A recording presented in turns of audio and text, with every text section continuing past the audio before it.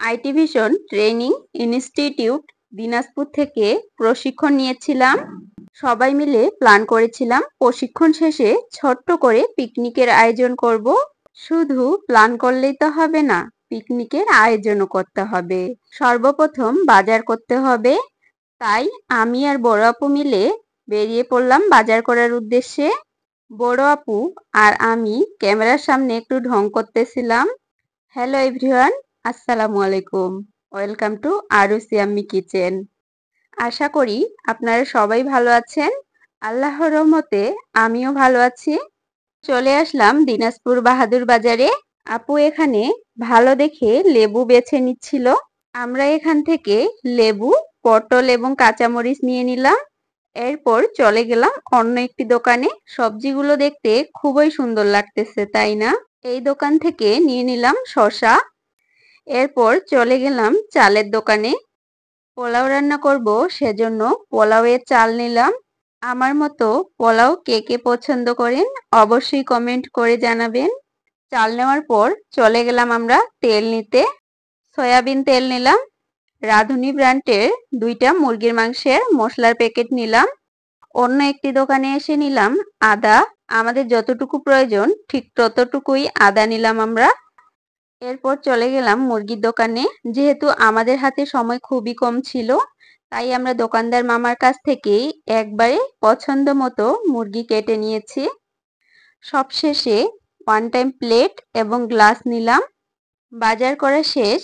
এরপর আইটি ভিশনে যাওয়ার উদ্দেশ্যে রওনা দিয়ে দিলাম। হয়তো অনেকেরই মনে প্রশ্ন জাগতে পারে, বাজার করলাম তো সামান্য কিছু, বাকি উপকরণ কোথায় পাবো? বাকি উপকরণগুলো দিয়েছিলেন আমাদের মধ্যেই একজন আপু।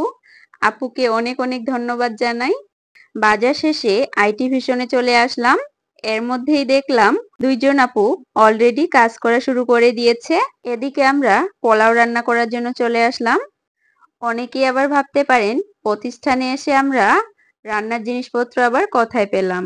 চুলা নিয়ে এসেছিলেন একজন আপু এবং বাকি জিনিসগুলো নিয়ে এসেছিলেন অন্য 2জন আপু। প্রথমে যেখানে আমরা রান্না শুরু করেছিলাম সেখানে অন্য ব্যাচের ক্লাস শুরু হয়ে গিয়েছিল, তাই আমরা কম্পিউটার রুমে চলে আসলাম রান্না করতে। এই বিষয়গুলো আমাদের সবার কাছে খুবই আনন্দের ছিল, কারণ আমরা কেউ আগে কখনো এভাবে রান্না করিনি। রাইস কুকারে পোলাও বসিয়ে দিয়ে পটল ভাজা শুরু করে দিলাম।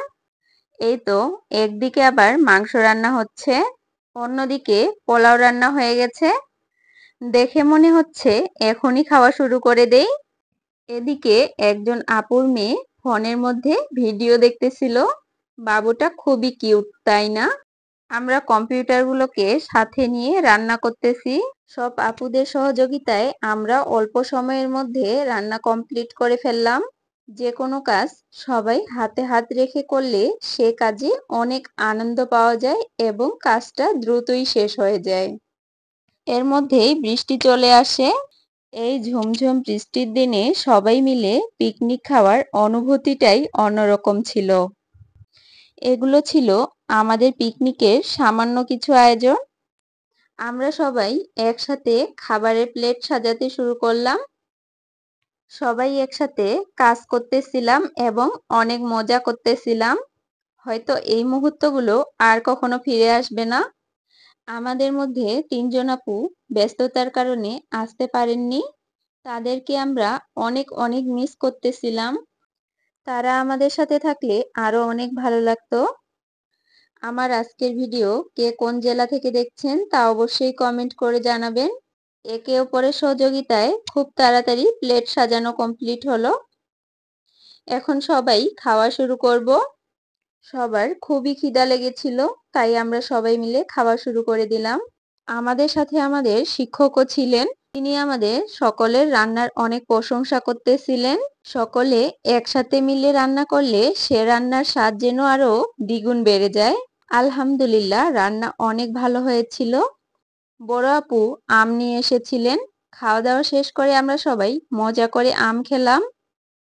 আপুদের গাছের আম এতটাই সুস্বাদু ছিল যে আমরা সবাই এক নিমিষেই খেয়ে শেষ করে দিয়েছি। এই যে আরেক আপুর ছেলে আম খাচ্ছে, তার কাছে নাকি আম খুবই ভালো লেগেছে। আপুর ছেলে মাশাআল্লাহ দেখতে অনেক সুন্দর, তাই না? খাওয়া দাওয়া শেষ করে আমরা সবাই নিজ নিজ বাড়িতে যাওয়ার উদ্দেশ্যে বেরিয়ে পড়লাম। বের হয়েই দেখি রাস্তায় অনেক পানি জমেছে। কি আর করার, এভাবেই বাসায় যেতে হবে। আজকের মতো এখানেই বিদায় নিচ্ছি। সবাই ভালো থাকবেন, সুস্থ থাকবেন আর আমাদের সকলের জন্য দোয়া রাখবেন। আল্লাহ হাফেজ।